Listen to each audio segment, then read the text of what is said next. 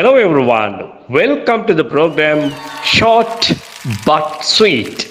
අද දවසේ මේ පාඩමෙන් මම ඔයාට කියලා දෙන්නේ මෙන්න මේ වාගේ අදහස් කොහොමද ඉංග්‍රීසියෙන් කියන්නේ කියලා. ඔයාට එහෙ එන්න කියලා කියනකම් එහෙ යන්න එපා. ඔයාට කියනතුරු යන්න එපා. ඔයාලට කියනකම් එහෙ යන්න එපා. ඔයාලට කියනකම් මෙහෙ එන්න එපා. මෙන්න මේ වාගේ අදහස් කියනවනේ අපි. ඉතින් මීට අමතරව බොහෝ දී පාඩම තුළදී ඔයාට ඉගෙන ගන්න පුළුවන්.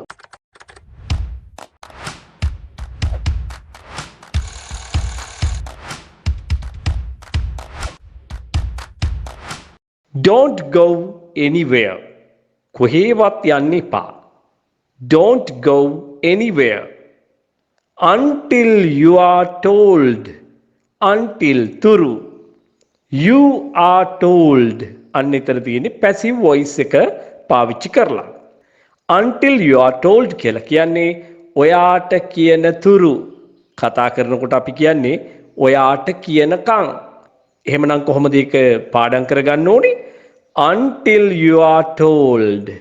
Until you are told. ඔයාට කියනකම්. අපි ඔන්න ඕක මතක තියාගෙනයි මෙතෙන් පටන් ඉදිරියට අපි යන්න ඕනේ. Don't do anything. මොකුත් කරන්න එපා. මොනවත් කරන්න එපා. Until you are told. ඔයාට කියනකම්. ඔයාට කියනකම් මොකුත් කරන්න එපා. Don't eat anything. මොකුත් කන්න එපා. මොනවත් කන්න එපා. Until you are told. ඔයාට කියනකම්. ඔයාට කියනකම් මොනවත් කන්න එපා. Don't eat anything until you are told. ඔයාට කියනකම් කන්න එපා. Don't eat until you are told. Don't write. ලියන්න එපා. Until you are told. ඔයාට කියනකම්. ඔයාලට කියනකම් කියන්නේත් මේ විදිහටම තමයි. Singular plural දෙකටම එන්නේ you. Don't write until you are told. ලියන්න එපා ඔයාලට කියනකම්. Don't start until you are told. පටන් ගන්න එපා ඔයාලට කියනකම්. Don't start until you are told. Don't tell anyone until you are told. කාටවත් කියන්න එපා. කිසිවෙකුට කියන්න එපා ඔයාලට කියනකම්. Don't tell anyone until you are told. Don't play until you are told. ඔයාලට කියනකම් සෙල්ලම් කරන්න එපා. Don't play until you are told. Don't bathe until you are told. ඔයාට කියනකම් නාන්න එපා. Don't bathe until you are told. ඔයා දැනගන්නට ඕනේ ඔයාගේ දැනට තියෙන දැනුම උපයෝගී කරගෙන නිර්මාණශීලීව මේක පාවිච්චි කරන්න. ඉංග්‍රීසි භාෂාව අපි හොඳට ඉගෙන ගත්තාම ඔය ක්‍රමයේ විතරක් නෙවෙයිනේ පාවිච්චි කරන්න තියෙන්නේ. ඒක මේ විදිහටත් කියන්න පුළුවන්. You'd better not go there. You'd better not go there. ඔයා එහෙ නොයා ඉන්නව නම් හොඳයි. මොකක්ද කියලා තියෙන්නේ? ඔයා එහෙ නොයා ඉන්නව නම් වඩා හොඳයි. වැඩිය හොඳයි. You'd better not go there until you are told. ඔයාට කියනකම්. ඔයාට කියනකම් ඔයා එහෙ නොයා ඉන්න එකයි වඩාත් හොඳ. දැන් අපි එතනදි කරන්නේ අර you'd better කියන වාක්‍ය රටාව උපයෝගී කරගෙන අර කතාව කියනවා. මේ බලන්න. You shouldn't go there until you are told. ඔයා එහෙ නොයා යුතුයි. ඔයාට කියනකම්. You shouldn't go there until you are told.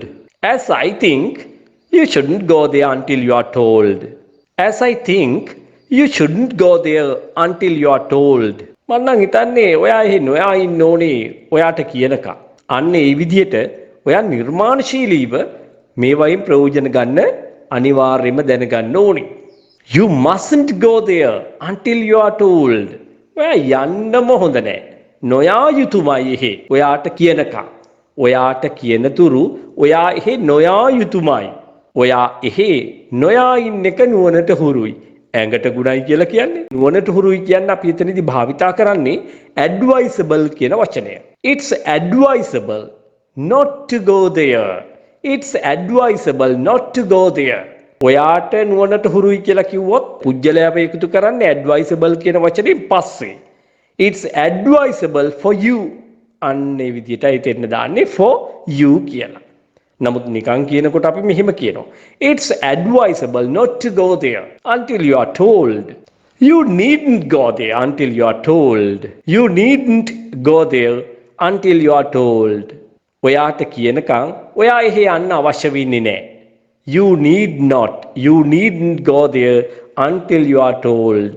අපි මෙතනදී need භාවිතා කරලා තියෙන්නේ උපකාරක ක්‍රියාවක් ලෙස. මේක ප්‍රධාන ක්‍රියාවක්සේ භාවිතා කරනකොට you needn't කියලා එන්නේ නැහැ. You don't need කියලා එන්නේ. You don't කියලා යොදා ගන්න ඕනේ.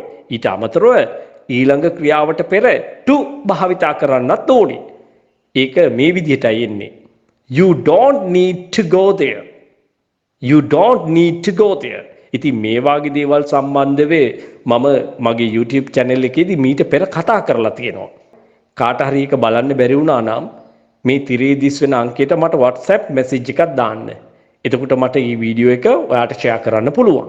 ඉංග්‍රීසි කතා කරන්න සියලු ව්‍යාකරණ, වාක්‍ය රටා, phrases, idioms ඇතුළු මේ සියල්ල ඔයාගේ දැනුමට ගැලපෙන විදිහට ඉගෙන ගන්න පුළුවන් තනි පුජ්‍යල පන්තියකට සහභාගී වෙලා. නමුත් ඔයාට ගාස්තුව ගෙවන්න වෙනවා මාසෙකට 12000ක්. එහෙම බැරි අයට කුඩා කණ්ඩායම් පන්තියක් ආරම්භ කරගන්න පුළුවන්.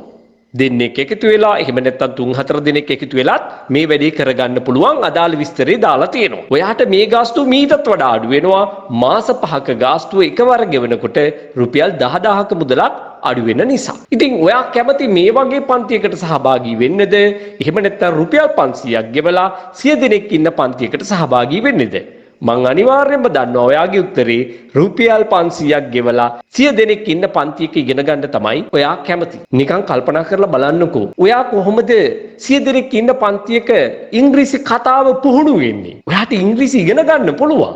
නමුත් ඔයා කොහොමද පුහුණු වීම කරන්නේ? කොහොමද ඔයා ඉංග්‍රීසි කතා කරන්නේ? එහෙමනම් කුඩා කණ්ඩායම් පන්තියකට සහභාගී වෙනකොට තියෙන වාසිය, එහෙම නැත්නම් තනි පුජ්‍යල පන්තියක් arrange කර ගැනීමේ වාසිය මොකක්ද? Tamanට ඕන විදියට Tamanට කැමති දෙයක් අහලා, Tamanට ඕන දේ අහගෙන පුහුණු වීම කරන්න හැකියාව ලැබීම. කොච්චර මහන්සි වුණත් මට ලැබෙන්නේ මාසෙකටම උපරිම 12000යි. නමුත් කෙනෙක් එකවර ගාස්තු ගෙවුවොත් එහෙම මාස 5කට ඒත් මට මාසෙකට ලැබෙන්නේ රුපියල් 10000ක් විතරයි. ඉතින් බලන්නකෝ. හරි වාසි නේද මට?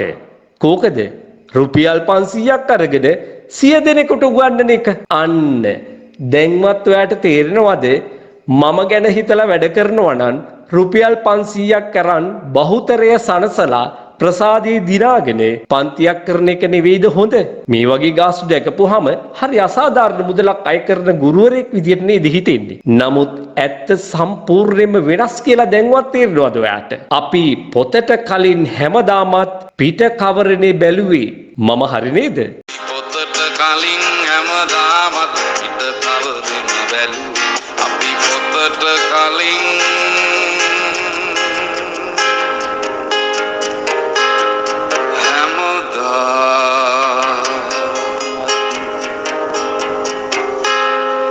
පිට කවරෙම බැලුවේ.